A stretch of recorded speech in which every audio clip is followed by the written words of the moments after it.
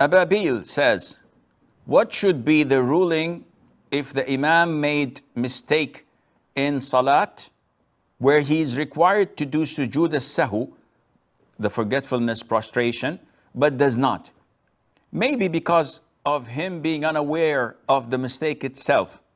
Is my prayer behind him valid? First of all, this depends on a number of factors. One of them is whether the thing that the Imam made a mistake in, is it a pillar or a mandatory act?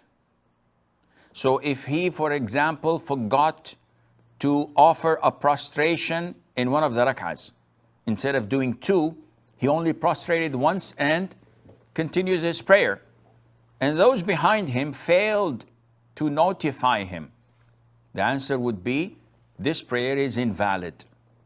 If no one notified him and they continued following in such a grave mistake, their prayer is invalid. His prayer is still, because once he finishes the prayer and they tell him, listen, in first rak'ah you missed a sajda, he has to immediately stand up and offer a full, complete rak'ah in the place of that which was rendered void. But if it was in a mandatory act, so for example, he said in the ruku', Allahu Akbar, and then when he raised up, he said, Allahu Akbar, instead of saying, Sami Allahu liman hamida, out of forgetfulness. And no one said, Subhanallah.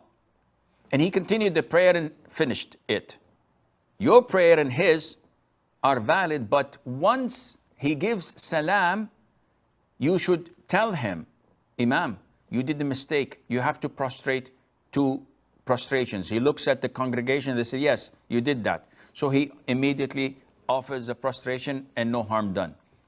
Let us say that he forgot, you guys forgot, and you went home. The prayer is still valid due to forgetfulness, and there's nothing wrong in that. And there are a number of different cases that can be addressed, but I hope this answers your question.